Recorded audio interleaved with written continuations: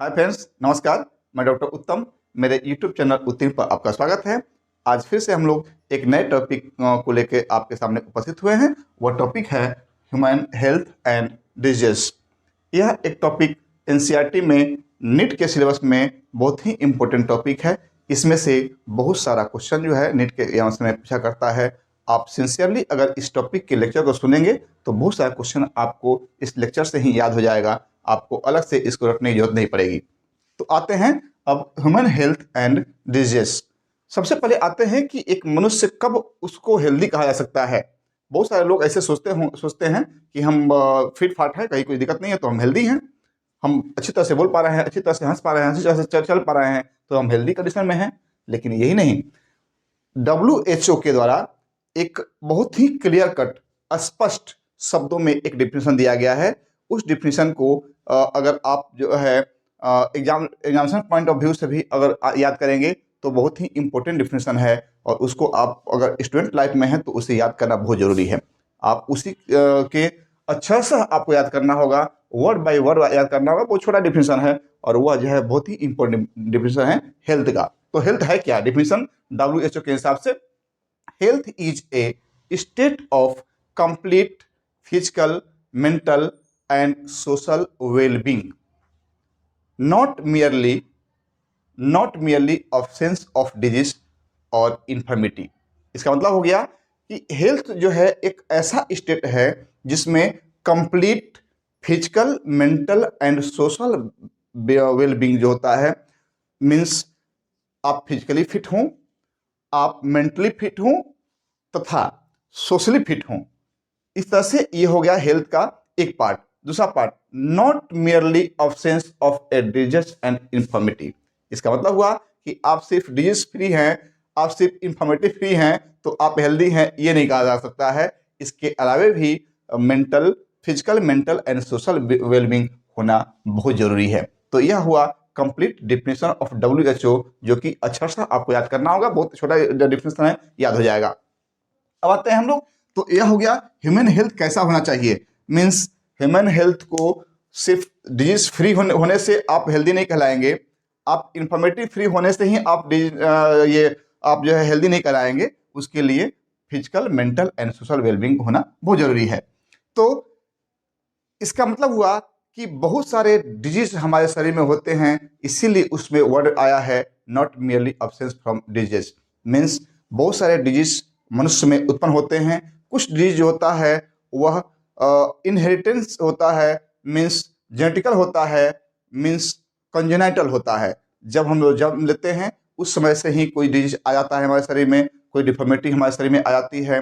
कभी कभी किसी पीढ़ी में किसी मदर को अगर वो डिजीज है, किसी फादर को डिजीज है, तो उनसे उनके चाइल्ड में, उनके बेबी में वह डिजीज आ जाता है। ये जो इसको कहते हैं हम लोग इनहेरिटेंट डिजीज। कुछ डिजीज ऐसा होता है जो जन्म के बाद अगर इम्यूनिटी कमजोर पड़ जाती है उस व्यक्ति का, उस बेबी का, तो उस इम्यूनिटी के कमजोर होने से भी कुछ डिजीज जो है आ जाता है। तो ये सारे डिजीज हुआ जो ऐसे आता है।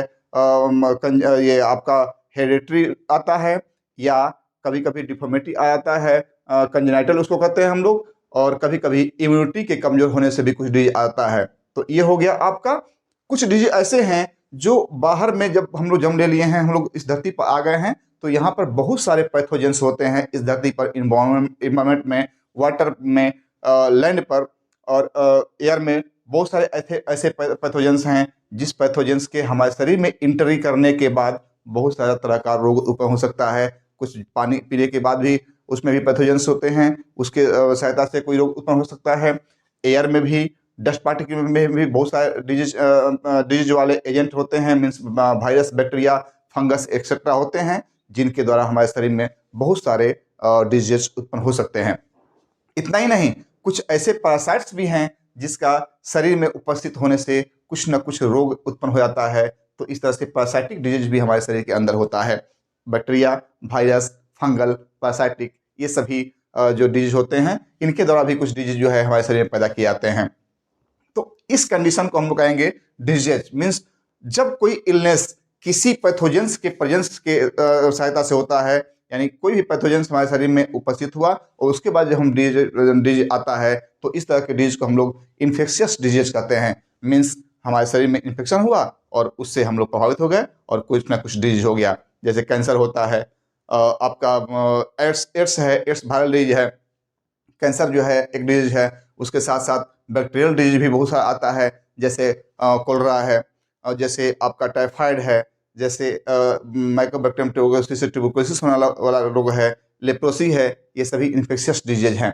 कुछ ऐसे भी डिजीज हैं जो नॉन कम्युनिकेबल होते हैं, जैसे हाइपरटेंशन, डायबिटीज़, ये सभी नॉन कम्युनिकेबल डिजीज हैं। यानी यह जो है किसी पैथोजेंस के फैलाने से नहीं फैलता है या कहीं ट्रांसफर एक दूसरे के उसके शरीर में नहीं किया जा सकता है। वह व्यक्ति का अपने शरीर के हिसाब से ही वह डिजीज होता है। तो ये सभी डिजीज आपको बताए हैं। इसमें से अब आते हैं, सबसे पहले एक डिजीज पढ़ेंगे जिसे हम लोग कहते हैं मलेरियल डिजीज, मीन्स पैरासाइट से होने वाला एक डिजीज जिसे कहते हैं मलेरिया।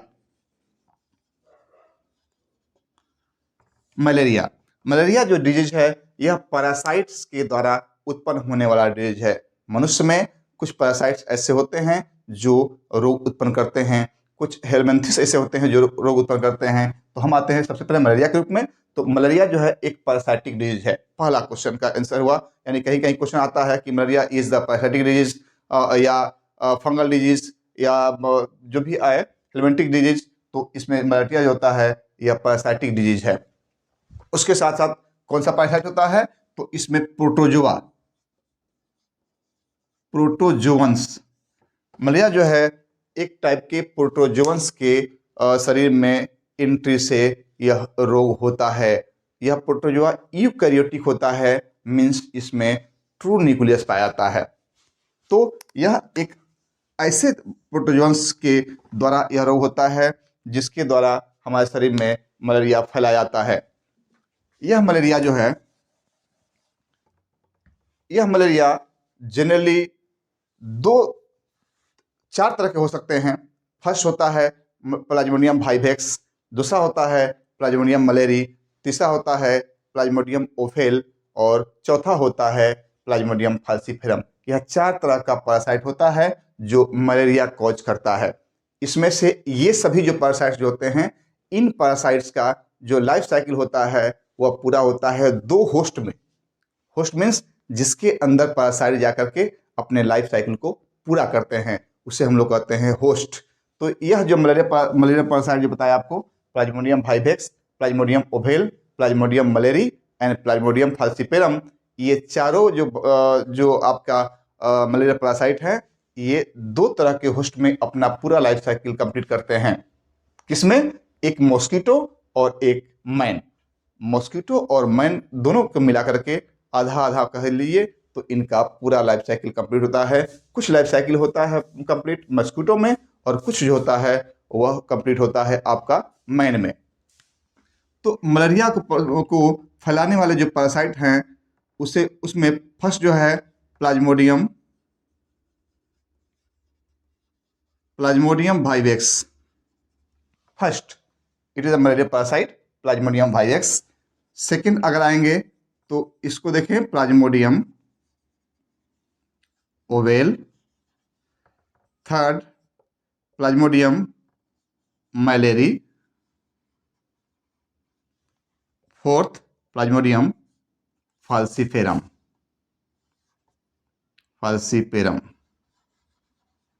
यह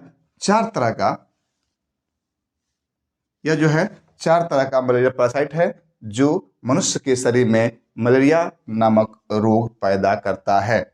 और ये सभी जो पैरासाइट्स होते हैं, ये सभी पैरासाइट्स दो होस्ट में अपना लाइफ साइकिल जो है कंप्लीट करते हैं। इसमें से Plasmodium vivax, Plasmodium malariae oval and Plasmodium malariae, ये तीनों जो होता है लगभग एक कॉमन टाइप का सिम्टम पैदा करता है। लेकिन प्लाज्मोडियम फाल्सीफेरम जो है इसे हम लोग ब्रेन मलेरिया या मैलिग्नेंट मलेरिया कहते हैं। यानी प्लाज्मोडियम फाल्सीफेरम से जो मलेरिया उत्पन्न होता है उसे हम लोग क्या कहते हैं? मैलिग्नेंट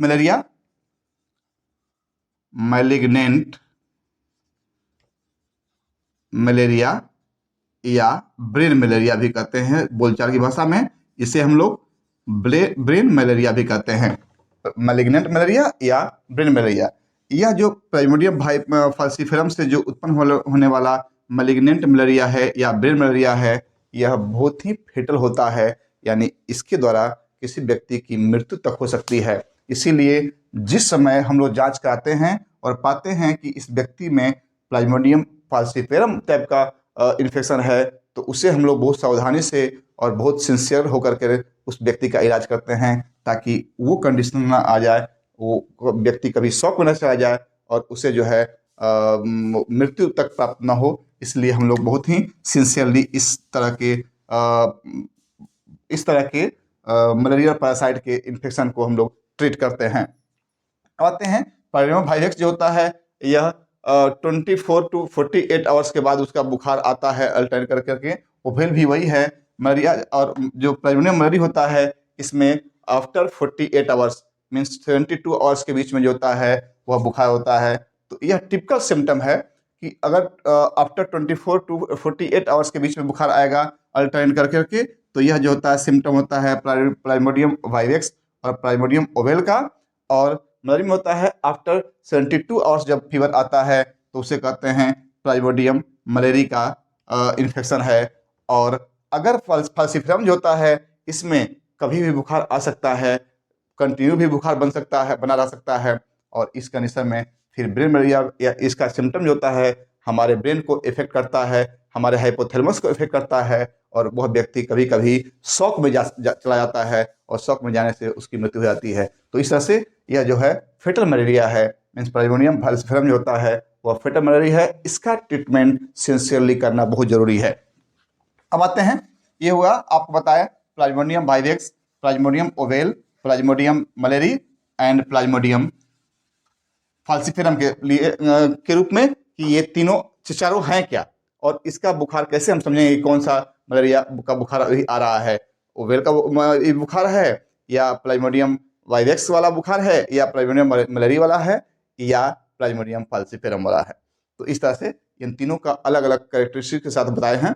अब आते हैं कि यह जो चारों मलेरियल पैरासाइट है, इन पैरासाइट्स का लाइफ साइकिल जो होता है वह दो होस्ट में पूरा होता है। एक बताए अभी आपको मॉस्किटो, यह मॉस्किटो जो होती है female Anopheles, female Anopheles means हम लोगों को जितना भी मॉस्किटो अभी आपको बाइट करता है वो सभी फीमेल हैं। उसमें से जो फीमेल एनाफ्लेज मॉस्किटो होती हैं, यह मॉस्किटो मलेरिया पैरासाइट को कैरी करने का काम करती हैं, यानी यह एक होस्ट है मलेरिया पैरासाइट का। कौन सा? Female Anopheles. अब आते हैं इसका साइकिल पूरा कैसे होता है। तो मलेरिया पैरासाइट में एनाफ्लेज और मैन में कैसे इसका साइकिल जो होता है कंप्लीट होता है।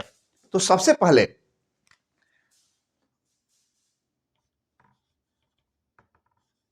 मलेरियल पैरासाइट साइकिल कैसे कंप्लीट होता है। अब आते हैं सबसे पहले, जब कभी भी infected mosquito means female Anopheles mosquito जब किसी हेल्दी मैन को बाइट करती है, सपोज एक मॉस्किटो है, और यह मॉस्किटो इन्फेक्टेड है, किससे इन्फेक्टेड है?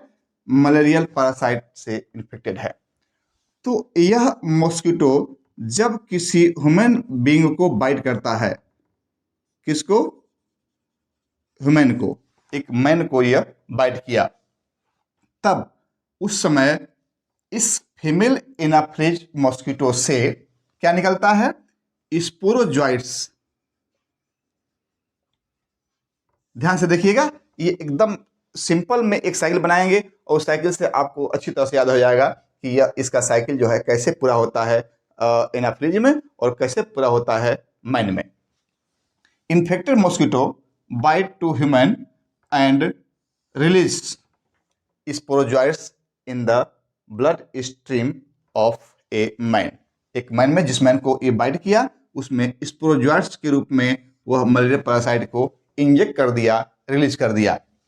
ये स्पोरोसाइट्स जब हमारे स्किन जब कटा है, जब ब्लड स्ट्रीम में गया है, वहां से उस ब्लड स्ट्रीम में से होते हुए यह स्पोरोजॉइट्स जाते हैं उस मैन के लीवर में। मीन्स ये स्पोरोजॉइट्स कहाँ जाएंगे? In the liver cell of the man. Sporozoites कहाँ से आए हैं? Infected mosquito means female anopheles जब बाइट की है ह्यूमन बीइंग को, तो स्पोरोजॉइट्स उसमें से रिलीज किया। ये स्पोरोजॉइट्स ब्लड स्ट्रीम से होते हुए, किससे होते हुए?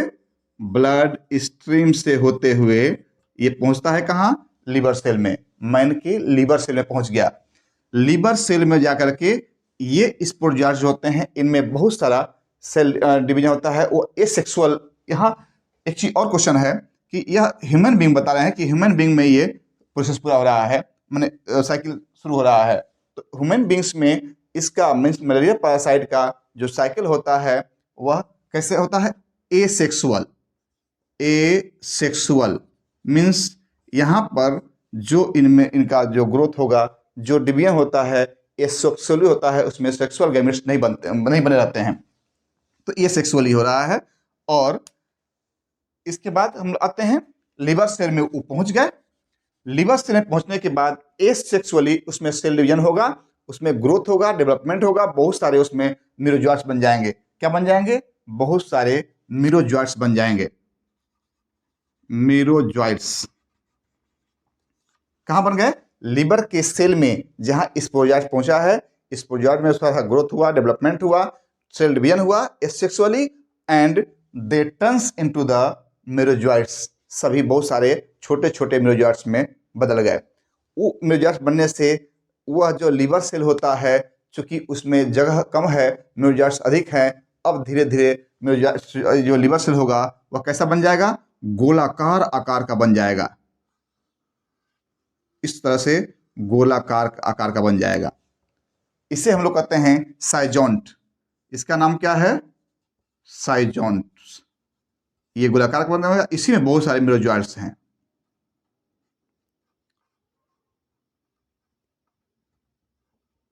इसी में बहुत सारे मीरोजॉइट्स हैं। ये मीरोजॉइट्स अभी कहाँ? लिवर सेल लिवर वाला सेल जो है वही बड़ा होकर के गोलाकार आकार ले लिया। उसी में जो है बहुत सारे छोटे छोटे मीरोजॉइट्स हैं। यह साइजोंट के रूप में है। कौन? Liver cell. जब यह liver cell means schizont burst करेगा, जब फट जाता है, चूंकि यहाँ पर स्पेस कम है, मीरोजॉइट्स की संख्या अधिक हो गई, तो उस समय यह बर्स्ट कर जाएगा, मीन्स फट जाएगा, रप्चर कर जाएगा। तो रप्चर करने के बाद ये सभी मीरोजॉइट्स जो होते हैं वो बाहर निकलेंगे। कहाँ निकल गए बाहर? ये आ गए ब्लड स्ट्रीम में। कहाँ गए? ब्लड स्ट्रीम में। और यहां से ये ब्लड स्ट्रीम में आकर के आरबीसी को इन्वेड करेंगे। किसमें आ जाएंगे? ये आरबीसी में आ जाएंगे। बहुत सारे जो मीरोजॉइट्स हैं इसमें ये घुस जाएंगे। लिवर सेल से निकलने के बाद जब लिवर सेल रप्चर करता है, बर्स्ट करता है, उस समय ये मीरोजॉइट्स ब्लड स्ट्रीम में आ गए, और ब्लड स्ट्रीम के बाद वह आ जाते हैं आरबीसी में। आरबीसी में अब ये मीरोजॉइट्स फिर डेवलपमेंट करेंगे और बड़ा होंगे इस साइज में।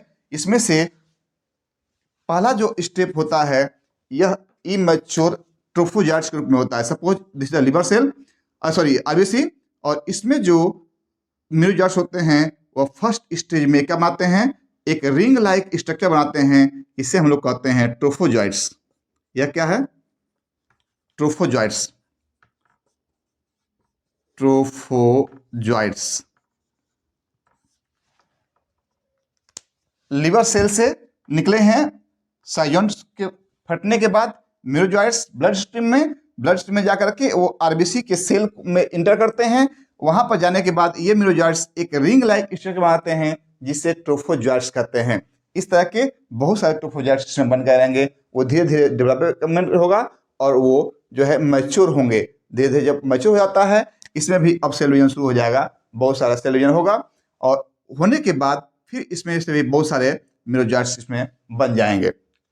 अब एक सेल के अंदर मीन्स आरबीसी सेल के अंदर, red blood corpuscles red blood cell के अंदर जब बहुत सारे ट्रोफोजॉइट्स म्योजाइट्स में बदल जाएंगे, बहुत सारे म्योजाइट एक साथ हो जाएंगे, तो फिर यह सेल में स्पेस कम हो गया, फिर यह जो है रप्चर करेगा।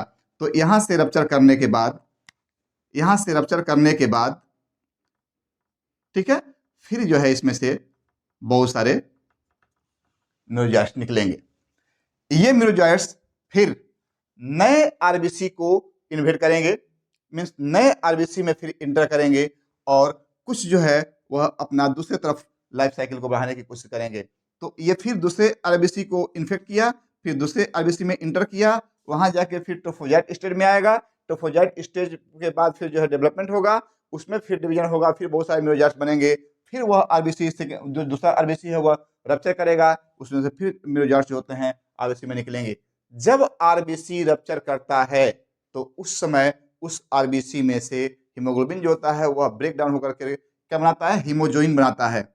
एक पिगमेंट होता है जिसे कहते हैं हीमोजोइन।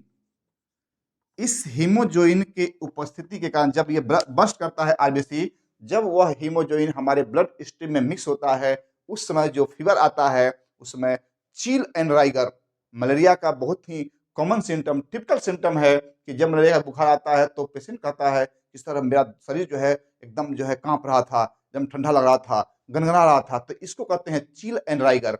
जब चील राइगर कब होता है, जब आरबीसी जब रप्चर करता है, और रप्चर करने के बाद म्योजाइट्स बाहर निकलते हैं, और उसमें से रप्चर्ड आरबीसी में से जब हीमोजोइन नामक एक पिगमेंट जो होता है, यह जब बाहर निकलता है, मीन्स ब्लड स्ट्रीम में आता है, तो उसके कारण हीमोजोइन के कारण ही, ब्लड स्ट्रीम में हीमोग्लोबिन के उपस्थिति के कारण ही उस मैन को जो इन्फेक्टेड है मलेरिया पैरासाइट से, उसे चील एंड राइगर होता है। और उसके बाद चील राइगर के बाद फिर जो है टेम्परेचर जो है वह डेवलपमेंट होने लगता है, यानी टेम्परेचर बढ़ने लगता है शरीर का। तो इस तरह से हीमोजोइन जो होता है या चील एंड राइगर उत्पन्न करने का काम करता है मलेरिया पेशेंट को। यह बहुत इंपॉर्टेंट क्वेश्चन है, which pigment is responsible for chill and rigor during the malaria parasite infection in the man. तो हीमोजोइन। अब आते हैं कि कुछ तो बता दिए, कुछ म्योजाइट्स जो होते हैं वे न्यू आरबीसी को इन्वेट करेंगे, न्यू आरबीसी को इन्फेक्ट करेंगे, और कुछ जो होते हैं वो म्योजाइट्स क्या बनाएंगे, माइक्रोगैमिट्स एंड माइक्रोगैमिट्स, माइक्रोगैमिट्स एंड मैक्रोगैमिट्स। इसी को हम लोग मेल गैमिट और फीमेल गैमिट कहते हैं। तो इस तरह से दो तरह का गैमिट बनेगा, एक मेल गैमिट और दूसरा फीमेल गैमिट। इसमें इसको कहते हैं गैमिटोसाइट्स। क्या कहेंगे, गैमिटोसाइट्स। साइट्स मीन्स सेल होता है, means gamete cells, male gametocyte and female gametocytes. अब ये मेल गैमिटोसाइट्स और फीमेल गैमिटोसाइट्स के रूप में यह ब्लड स्ट्रीम में प्रेजेंट रहता है कुछ म्योजाइट्स, और कुछ म्योजाइट्स जो है न्यू आरबीसी सेल को इन्वेट कर लिया है, इंटर कर गया उसमें। अब जब कोई मॉस्किटो इस तरह का गैमिटोसाइट्स उपस्थित रहता है ब्लड स्ट्रीम में, और जब यह कोई भी healthy mosquito means female anopheles जब इन्फेक्टेड मैन को जब बाइट करता है, तो उस समय इसके ब्लड स्ट्रीम से इस male gametocytes and female gametocytes को सक कर लेता है। वह मॉस्किटो क्या किया, सक कर लिया। ब्लड जब सक करता है तो मेल गैमेटोसाइट और फीमेल गैमेटोसाइट इन्फेक्टेड मैन से कहाँ आ गए, फीमेल एनाफिलिस मॉस्किटो के शरीर के अंदर आ गए। ठीक है। अब ये male gametocyte and female gametocyte, यहाँ साइकिल चल रहा था, ध्यान दीजिए। एक चीज और यहाँ बताना जरूरी है, स्पोरोजाइट्स जब लिवर सेल में आए हैं तो यह जो पोर्शन है आपका यहां से यहां तक, यह है x erythrocytic stage, x erythrocytic stage means erythrocyte के बाहर, इरिथ्रोसाइट के बाहर एक्सो सॉरी एक्स नहीं एक्सो इरिथ्रोसाइटिक, एक्सो इरिथ्रोसाइटिक स्टेज मींस एक्सो मींस बाहर, इरिथ्रोसाइट के बाहर होने वाले जो इवेंट्स होते हैं उन्हें हम लोग एक्सो इरिथ्रोसाइटिक स्टेज कह सकते हैं। यह कहाँ हो रहा है, लिवर के अंदर हो रहा है, यह आरबीसी के बाहर है, ब्लड के बाहर का स्टेज है, इसीलिए इसको कहे हम लोग एक्सो इरिथ्रोसाइटिक स्टेज। और उसके बाद का स्टेज जो है, ये जो स्टेज अभी बताया जो आपको आरबीसी के अंदर हो रहा है, या चूंकि आरबीसी मीन्स ब्लड के अंदर हो रहा है, इसीलिए इसे हम लोग इरिथ्रोसाइटिक स्टेज कहेंगे, यानी इरिथ्रोसाइट के अंदर हो रहा है। हम लोग आरबीसी को इरिथ्रोसाइट्स भी कहते हैं, और चूंकि यहाँ पर इरिथ्रोसाइट के बाहर का स्टेज है, इसलिए इसका नाम हो गया एक्सो इरिथ्रोसाइटिक स्टेज। और इरिथ्रोसाइट्स के अंदर यानी आरबीसी के अंदर होने वाले जो स्टेज होते हैं, जो इवेंट्स होते हैं, उन्हें हम लोग इरिथ्रोसाइटिक स्टेज कहेंगे। ये दो जरूरी था यहाँ बोलना। अब आते हैं कि यह जो है ह्यूमन बीइंग में एसेक्सुअली ये मलेरिया पैरासाइट का डेवलपमेंट हुआ, और मलेरिया पैरासाइट कैसे ह्यूमन बीइंग में ग्रोथ किए और कैसे उनको इन्फेक्ट किए और कैसे मलेरिया से ग्रसित किए हैं। अब आते हैं यहां से, जब कोई भी हेल्दी मॉस्किटो मीन्स वह इन्फेक्टेड नहीं है, हेल्दी मॉस्किटो जब किसी इन्फेक्टेड पर्सन को बाइट करता है, तो उस इन्फेक्टेड पर्सन से यह क्या ले लिया, यह ले लिया है आपको गैमेटोसाइट्स ले लिया। ये गैमेटोसाइट्स जो होते हैं मेल और फीमेल के रूप में होते हैं, मेल गैमेटोसाइट और फीमेल गैमेटोसाइट के रूप में होते हैं। जब ये दोनों फीमेल एनाफ्रीज मॉस्किटो के शरीर के अंदर गए, मीन्स गट में गए, वहां जाने के बाद ये फ्यूज होते हैं, मीन्स फर्टिलाइजेशन हो जाता है, यह बन गया जाइगोट। जाइगोट जो बनता है, इसे हम लोग कहते हैं ऊकाइनेट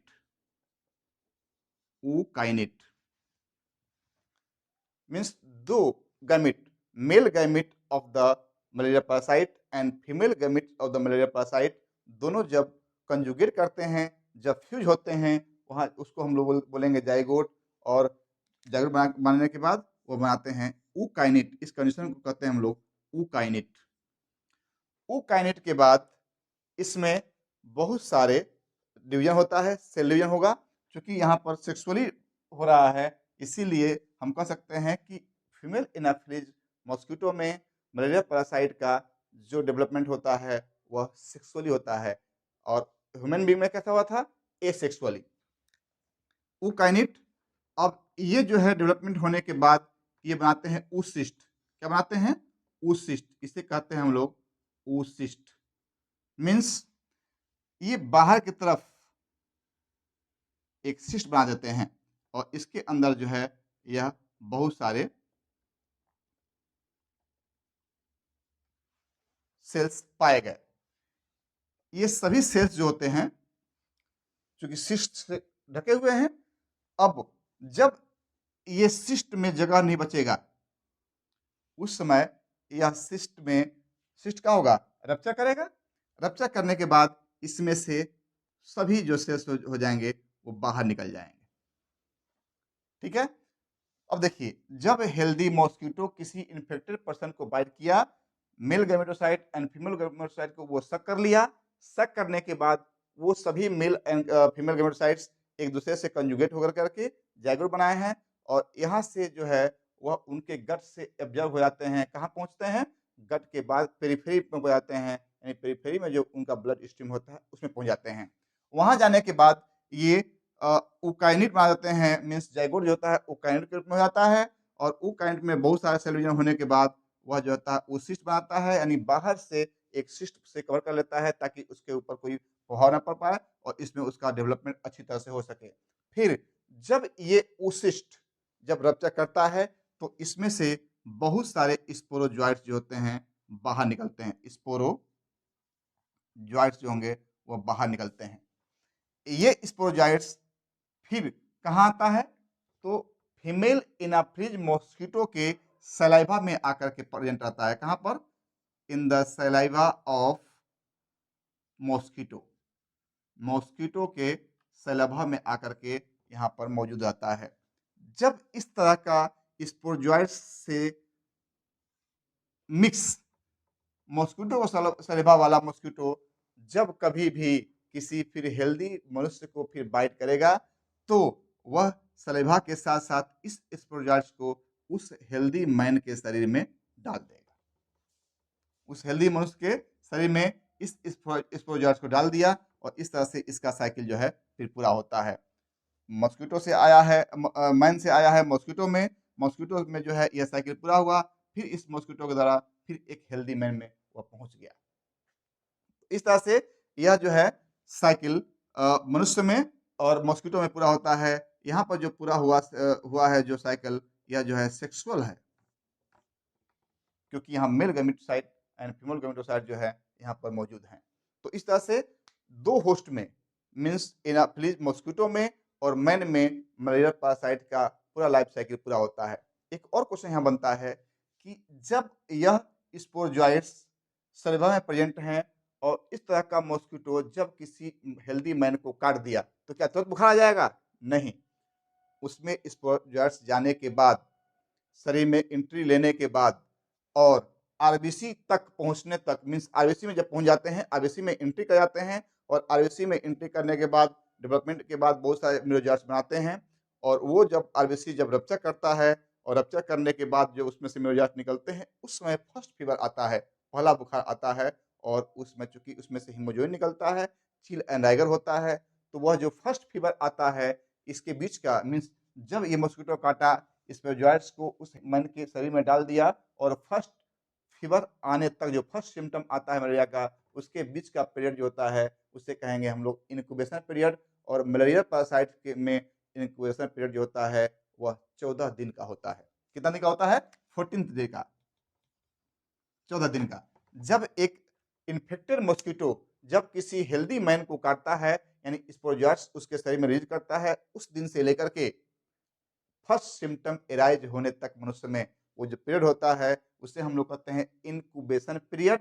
और वह जो है मलेरिया पैरासाइट के केस में कितना दिन का होता है? 14 डे का इनक्यूबेशन पीरियड, इनक्यूबेशन पीरियड। और यह जो होता है 14 दिन का होता है। तो 14 डे का इनक्यूबेशन पीरियड होता है मलेरिया पैरासाइट में।